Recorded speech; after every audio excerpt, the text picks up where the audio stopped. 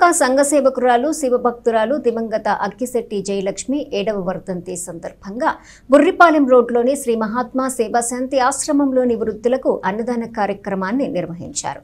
ఈ కార్యక్రమంలో municipal vice chairman Madala కోటేశ్వరరావుతో పాటు టీడీపీ నాయకులు పాల్గొన్నారు. ప్రముఖ శివభక్తురాలు అక్కిశెట్టి జయలక్ష్మి 7వ వర్ధంతి పురస్కరించుకుని ఆమె భర్త అక్కిశెట్టి వెంకటేశ్వరరావు కుటుంబ సభ్యులు సాంబశివరావు, పద్మ, శివరామకృష్ణ, స్వాతి నేతృత్వంలో బుర్రిపాలెం రోడ్లోని శ్రీ మహాత్మా సేవాశాంతి ఆశ్రమంలో వృద్ధులకు అన్నదాన కార్యక్రమాన్ని చేపట్టారు. ఈ సందర్భంగా ఆశ్రమ నిర్వాహకులు వజ్రాల రామలింగాచారి మాట్లాడుతూ కార్తీక మాసంలో శివాలయానికి వెళ్లి పూజలు చేసి ఇంటికి వచ్చిన కొద్దిసేపటికే శివైక్యం పొందారని అన్నారు. ఆమె పేరున కుటుంబ సభ్యులు ఆశ్రమ నిర్మాణానికి 50,000 రూపాయలు ఇచ్చారని ఆయన ఈ సందర్భంగా గుర్తు చేశారు.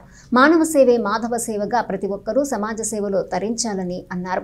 మాజీ వైస్ చైర్మన్ మాదాల కోటేశ్వరరావు మాట్లాడుతూ ప్రతి సంవత్సరం నాగుల చవితి రోజున ఆమె వర్ధంతిని పురస్కరించుకొని మహాత్మా సేవాశాంతి ఆశ్రమంలో అన్నదాన కార్యక్రమం చేయటం జరుగుతుందని చెప్పారు. ఈ కార్యక్రమంలో కన్నగంటి గోపీచంద్, వెనిగళ్ల నారాయణ ప్రసాద్, పసుపులేటి బాలచంద్రుడు, మణికుమార్, పెద్దిశెట్టి సత్యనారాయణ, దేవినేని పాములు, కుదరవల్లి శ్రీనివాసరావు, సురేష్, అక్కిశెట్టి కోటేశ్వరరావు, సుంకర ఆమన్ తదితరులు పాల్గొన్నారు. ఇక్కడ విషయం ఏంటంటే అందరూ కూడా సేవా తత్పరులు, సనాతన ధర్మాలు పాటించాలనే ఉద్దేశంతో వచ్చినట్టు వాళ్ళు మానవ సేవే మాధవ సేవగా అనేక రకాలుగా ప్రజలకు సేవలు అందిస్తున్నట్టు మరి మన వెంకటేశ్వరరావు గారు వారి భార్య పేరు మీద 50,000 రూపాయలు గతంలో విరాళం అందజేశారు ఈ భవన నిర్మాణ నిమిత్తం. మరి జయలక్ష్మి గారి గురించి చెప్పాలంటే ఆమె శివైక్యం పొందటం, శివాలయంలో పూజ చేసి ఇంటికి రావటం, మరణించటం, అంత మహాపుణ్యాతురాలు. సునాయస మరణం అంటారు. అంటే ప్రతి మానవుడు కూడా దైవ చింతన కలిగి ఉంటే శక్తి ఉంటుంది. అట్లాగే దాన ధర్మాలు చేస్తుంటే శక్తి ఉంటుంది. ప్రజలకు సేవ చేయటం వల్ల శక్తి ఉంటుంది. మంచిని కోరటం వల్ల శక్తి ఉంటుంది.